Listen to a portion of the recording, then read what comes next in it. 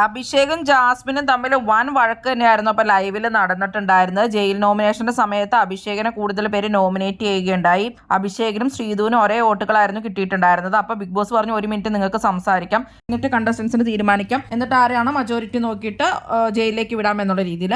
അപ്പോൾ അഭിഷേകിന്റെ കാര്യങ്ങൾ പറഞ്ഞപ്പോൾ ഞാൻ ഇങ്ങനെയാണ്, ഞാൻ എനിക്ക് തോന്നുന്ന കാര്യങ്ങളിലൊക്കെ ഇടപെട്ടിട്ടുണ്ട്, വലിയ വള്ളികളൊന്നും പിടിച്ചിട്ടില്ല എന്നുള്ളതൊക്കെയാണ് പറഞ്ഞത്. അതുപോലെ ഇഷ്ടം തോന്നുന്ന ക്യാരക്ടർ ഉള്ളവരോടാണ് ഞാൻ മിണ്ടാറുള്ളത്, ഞാൻ എല്ലാവരോടും അങ്ങനെ മിണ്ടുന്ന ആളല്ല, എനിക്ക് തോന്നുന്ന ആളുകളോടാണ് ഞാൻ മിണ്ടാറുള്ളൂ എന്നൊക്കെയുള്ള രീതിയിൽ പറഞ്ഞു. അപ്പൊ ജാസ്മിനെയൊക്കെ പറയുന്നുണ്ടായിരുന്നു, ജാസ്മിന്റെ ക്യാരക്ടർ എനിക്ക് ഇഷ്ടമുള്ളതുകൊണ്ട് ഞാൻ ജാസ്മിനോടൊന്നും അധികം മിണ്ടാറില്ല എന്നുള്ളത്, അല്ലാത്തവരോട് ഞാൻ മിണ്ടാറുണ്ട്, ഗെയിം പ്ലാൻ ഡിസ്കസ് ചെയ്യാറുണ്ട്. എനിക്ക് അഭിഷേക് വന്നിന്ന് പറഞ്ഞു. അപ്പൊ അതിനെയാണ് സിജോ ചോദ്യം ചെയ്തത്.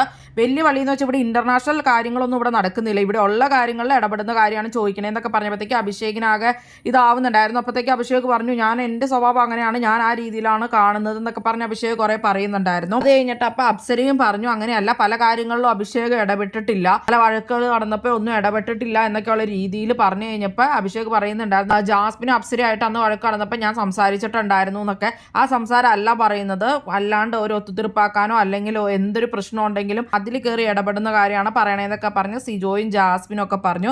ഓരോരുത്തരോടും ക്വസ്റ്റ്യൻസ് ഒക്കെ ചോദിച്ചോളാം പറയുമ്പോഴാണ് ജാസ്മിൻ ഇങ്ങനെ പറയുന്നുണ്ടായിരുന്നു, മറ്റുള്ളവരോട് മാത്രമാണ് മിണ്ടുക എന്ന് അഭിഷേക് പറയുകയുണ്ടായി. പക്ഷെ അങ്ങനെയല്ല, ഇങ്ങോട്ട് വരുമ്പോൾ ബിഗ് ബോസിലേക്ക് കടന്നു വന്നിട്ടുണ്ടെങ്കിൽ എല്ലാവരോടും മിണ്ടണം എന്ന് മാത്രമല്ല മറ്റുള്ളവരൊന്നും ഈച്ചായിട്ടിരിക്കാൻ വന്നവരാണെന്നുള്ള ചിന്ത വേണ്ട എന്നൊക്കെയുള്ള രീതിയിൽ അപ്പോൾ ജാസ്മിൻ പറയുകയുണ്ടായി.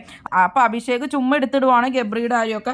ഗബ്രിയോട് നീ പേഴ്സണൽ ലൈഫെല്ലാം പറഞ്ഞിട്ടുണ്ടായിരുന്നോ എന്നൊക്കെ ചോദിച്ച് വേറൊരു മാറ്റർ അഭിഷേക് എടുത്തിടുവാണ്. ആക്ച്വലി സിജോ ആ ക്വസ്റ്റ്യൻസ് ഒക്കെ ചോദിച്ചപ്പോൾ തന്നെ അഭിഷേക് ഭയങ്കര റേസ് ആവുന്നുണ്ടായിരുന്നു. അഭിഷേകിന് കാര്യം കൃത്യമായിട്ട് പറഞ്ഞാൽ മതിയായിരുന്നു, പക്ഷെ അഭിഷേക് ഒരുപാട് റേസ് ആയിട്ടൊക്കെയാണ് സംസാരിച്ചത്. എനിക്ക് തോന്നുന്നു അഭിഷേകിനെ അങ്ങനെ കൺട്രോൾ ചെയ്ത് കാര്യങ്ങൾ കൃത്യമായിട്ട് പോയിന്റായിട്ട് പറയാൻ അറിയത്തില്ലെന്ന് തോന്നുന്നു. അവർ സാധാ രീതിയിലായിരുന്നു എല്ലാവരും ക്വസ്റ്റ്യൻസ് ചോദിച്ചത്, പക്ഷെ അഭിഷേക് ഭയങ്കരമായിട്ട് റേസായി, ഞാൻ അങ്ങനെയാണ്, ഞാൻ അങ്ങനെ തന്നെയാണ് നിൽക്കോളൂ എന്നുള്ള രീതിയിൽ ഭയങ്കര ഒച്ചെടുത്തൊക്കെയാണ് സംസാരിച്ചത്.